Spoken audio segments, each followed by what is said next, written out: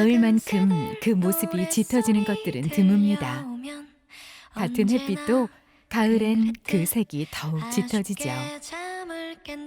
이런 가을처럼 처음엔 희미했던 문학이라는 원석을 끊임없이 닦고 또 닦아 가장 명징한 작품으로 완성시키는 사람, 유한근 문학평론가를 만났습니다.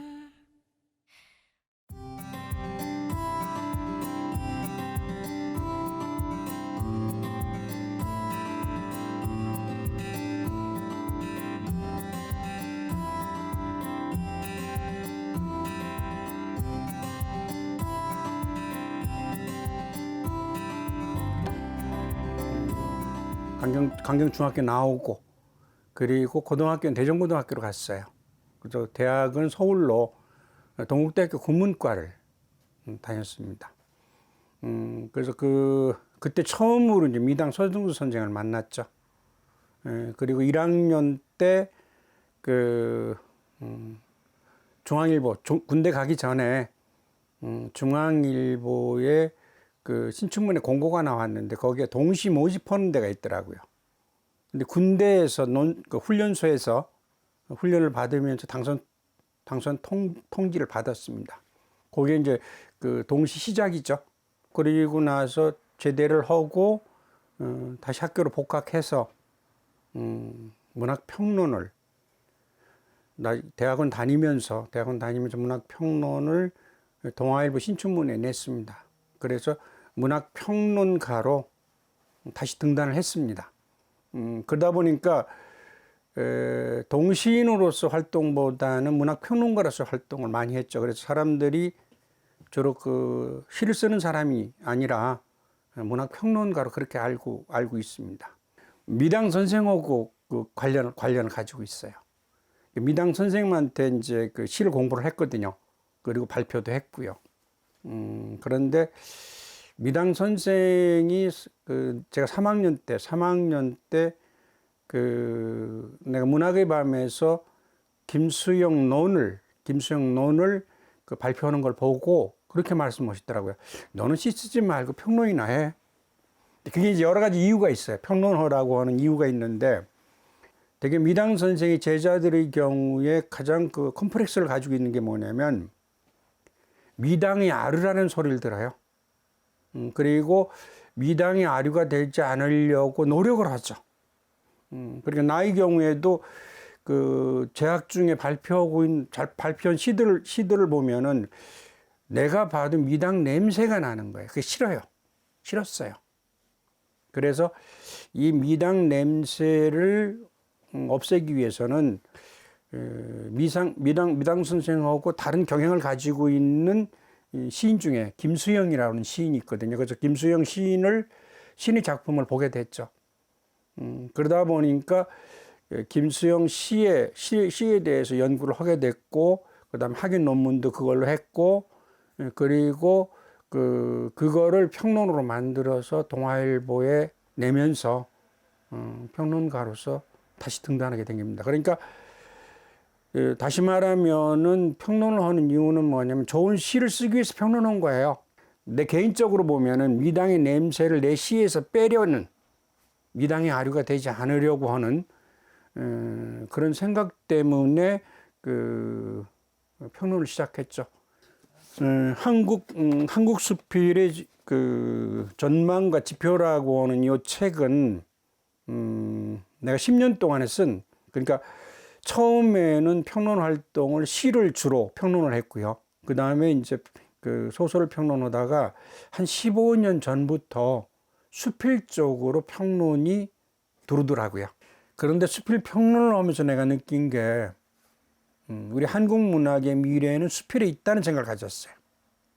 그러니까 앞으로 우리 문학의 미래는 수필에서 찾아야 된다는 생각을 가졌어요. 그래서 내 나름대로의 좋은 수필이 무엇인가를 이 책을 통해서 다 얘기했어요. 하지만 그거를 한마디로 얘기하기는 쉽지 않죠.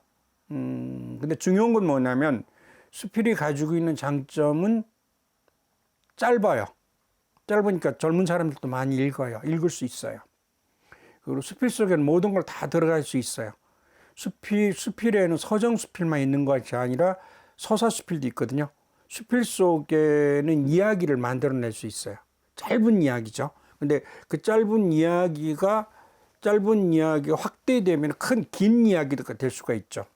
그러니까 한 편의 수필 속에 들어가 있는 이야기가 한 권의 소설과 맞먹는 그런 스토리를 가질 수 있다는 그런 장점들이 있어요.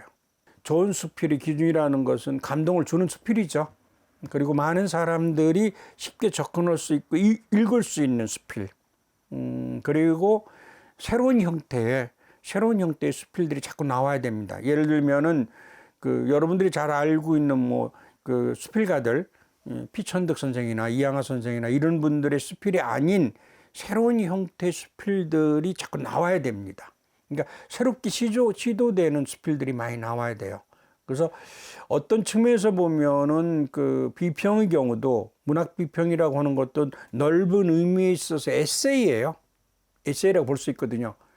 그래서 수필의 영역이 넓고 그래서 그 가능성이 많다는 것 생각 때문에 수필 쪽에 우리 미래의 문학을 걸고 있습니다.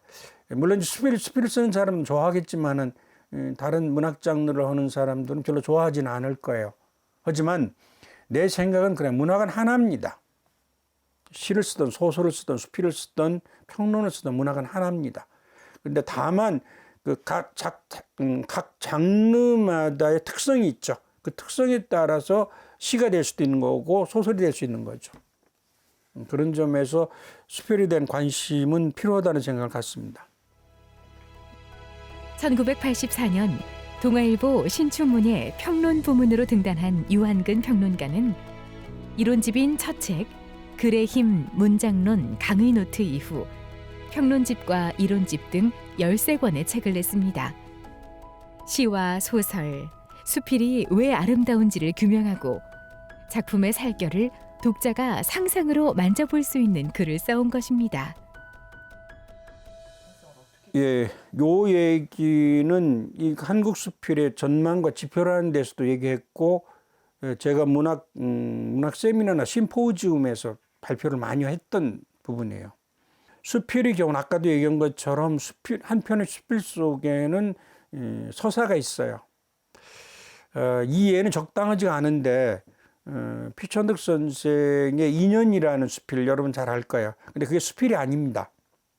수필이 아니고 그거는 픽션입니다.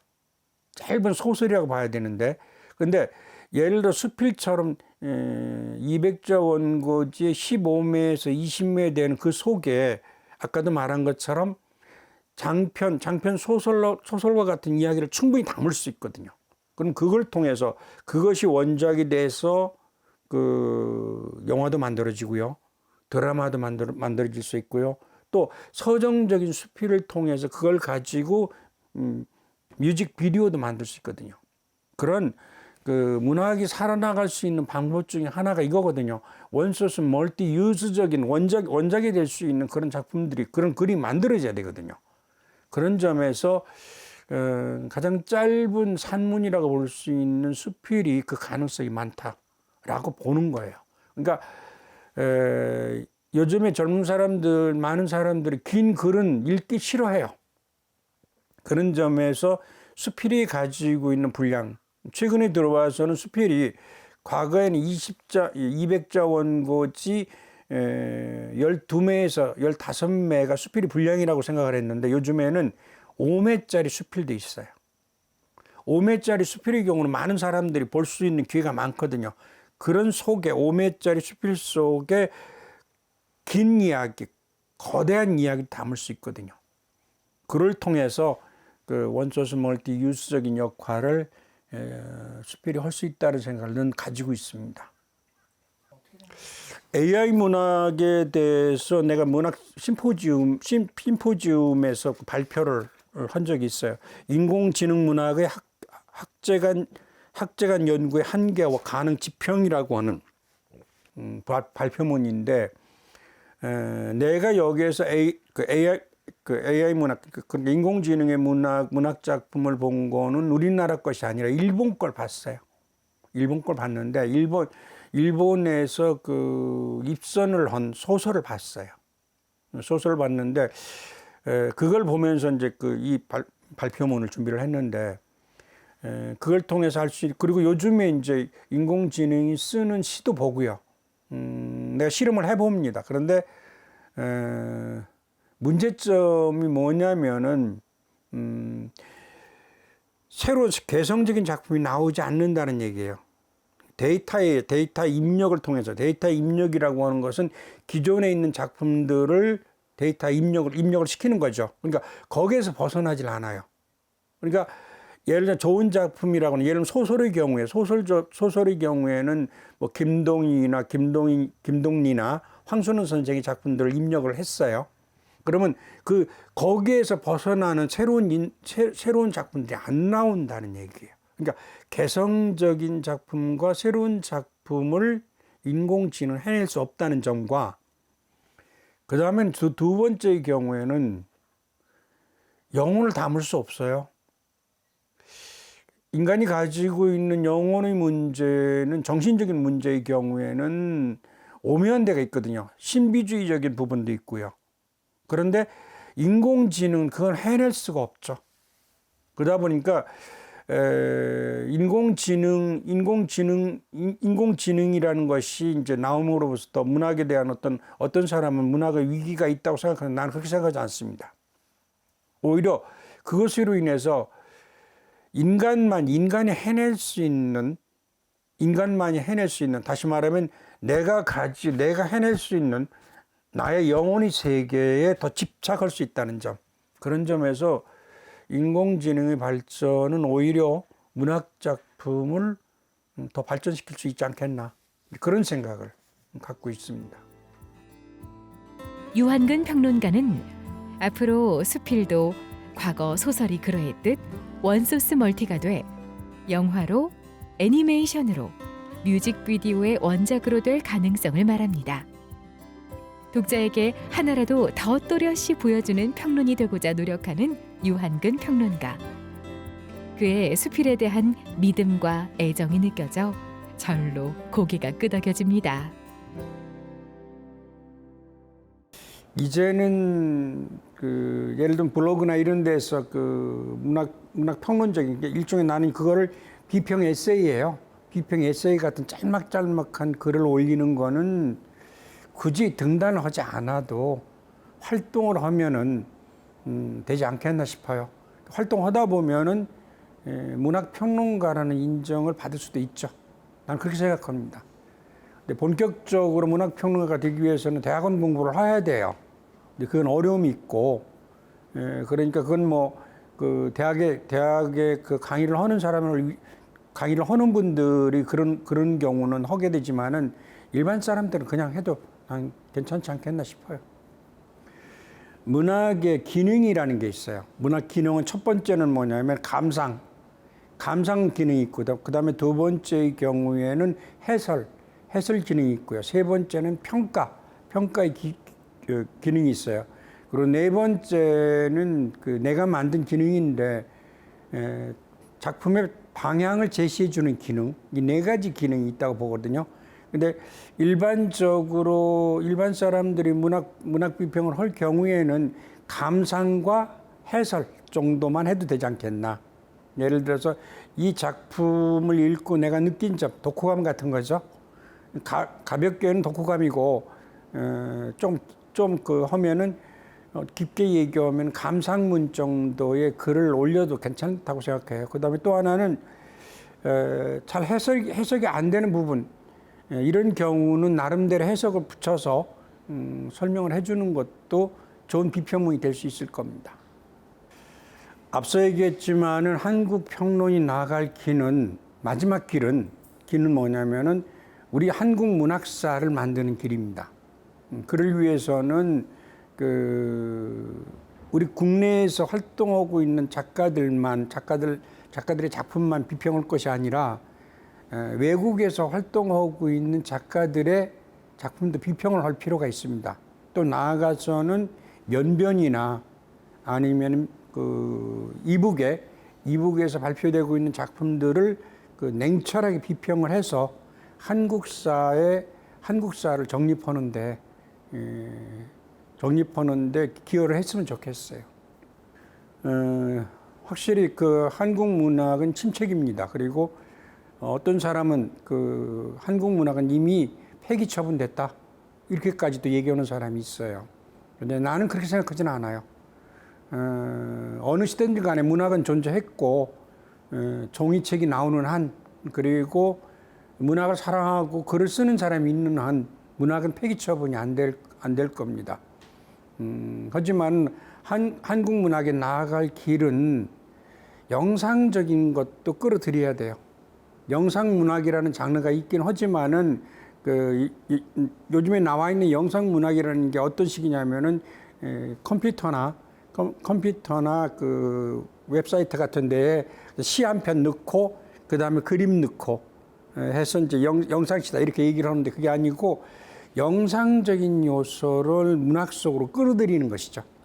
그러니까 젊은 사람들이 좋아하는 영상적인 요소를 문학의 한 요소로서 끌어들여서 그 영상적인 느낌이 들도록 한 편의 소설이 영화를 보는 것처럼 스토리를 만들어 나가는 그런 것도 필요하다고 생각합니다. 그로 인해서 그 문학 작품이 원소스 멀티 유즈적인 기능을 할 수 있으면 그게 좋겠다라는 생각을 나는 늘 갖고 있습니다. 유한근 평론가는 문화 콘텐츠가 미래 산업 혹은 문화 전략 사업으로 대두되는 가운데 문학은 오히려 폐기될지 모른다고 염려하면서도 결론적으로 문학의 전성시대는 아니지만 문학은 결코 폐기되지는 않을 것이란 확신을 보였습니다. 그것은 문학 장르가 설사 해체돼도 문학적 자산은 남을 것임을 믿기 때문일 겁니다.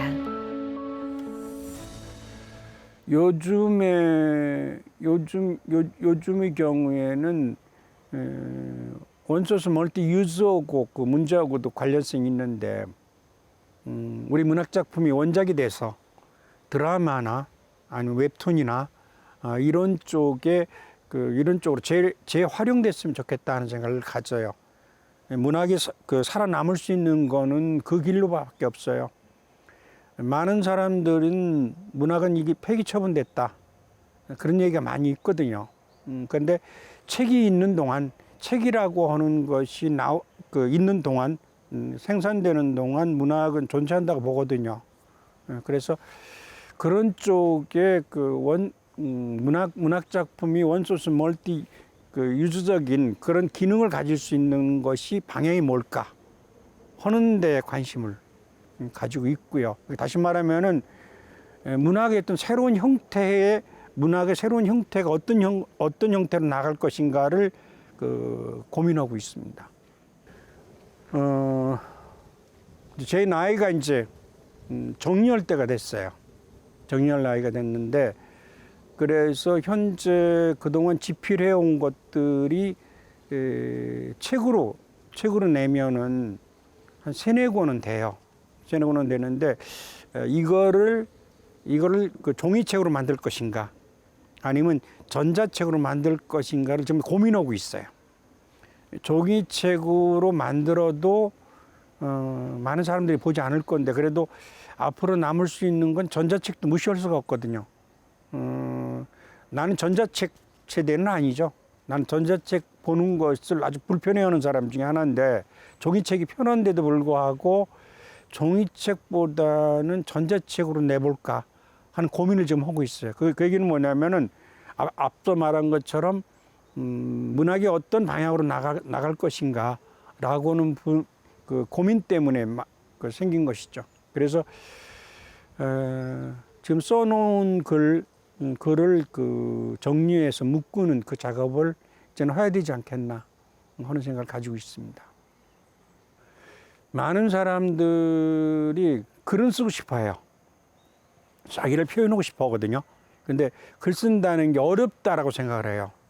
그거는 글쓰기 공부를 잘못해서 그래요. 선생님들이 글쓰기를 잘못 가르쳐서 그래요. 그러니까 중요한 건 뭐냐면은 내가 쓰고 싶은 게 있다. 내가 느끼고 있는 것, 그리고 내가 생각하고 있는 것, 그게 쓰고 싶잖아요. 그 쓰고 싶은 거를 그 솔직하게만 쓰면 되거든요. 그러니까 어떤 기교나 이런 걸 생각하지 말고 솔직하게 쓰다 보면은 좋은 글이 나와요. 그리고 가장 솔직한 것이, 진솔하게 쓰는 것이 가장 감동을 주는 글이거든요. 그래서 많은 사람들이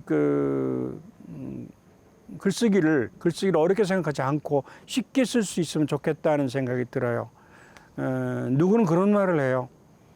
글을 읽는 사람은 없지만 글쓰기를 원하는 사람 많다. 다시 말하면은 그 시인이나 소설가나 수필가가 되기를 원하는 사람들이 많다는 얘기를 하거든요. 실제 그런 건 있어요. 우리는 인간은 자기가 표현 욕구는 다 가지고 있거든요. 어떤 형태로든 표현하고 싶거든요. 그리고 나이가 들면 들수록 글로 표현하려고 하는 그런 욕구는 다 가지고 있거든요. 그러니까 어렸을 때부터 글 쓰는 방식, 글 쓰는 습관을 기르면 좋지 않겠나 하는 생각이 들어요. 한 예를 들면은 평생 동안 한 40년 동안 그 일기만 써둔 사람이요. 소설을 쓰고 싶은 거예요. 그런데 소설 쓰는 방법만 가르쳐 주니까 금방 쓰더라고요. 그래서 구체적으로 그 문창과나 국문과나 이런 데서 소설 창작법을 배우지 않았는데도 불구하고 소설이라고 하는 것이 어떻게 쓰는 것인가를 대충 알아가지고 그 소설을 써놨는데 그게 신춘문예에 당선된 적이 있어요. 그러니까 일기 쓰는 것조차도 바로 글쓰기에 도움이 된다. 그런 걸 입증하는 부분이죠. 그러니까 작은 글씨라도, 작은 거라도, 그러니까 메모라도, 그리고 짧은 글이라도 글쓰기 연습을 하면은 자기가 쓰고 싶은 거를 쓸 수 있다. 그런 생각을 가져도 좋겠습니다. 좋은 비평은 문학을 풍요롭게 하는 데 기여하고, 평론가는 예술을 통역하고 위무하기 위해 존재한다고 합니다. 예술을 통해 세상의 논의와 대화를 열어주는 사람. 시간이 흘러도 새로운 언어와 다음 세대 문학의 가치를 예민하게 감각할 수 있는 사람. 작품을 정제하고 진액을 뽑아 독자에게 제공해주는 사람. 그런 유한근 문학평론가를 문학의 향기도 응원하겠습니다.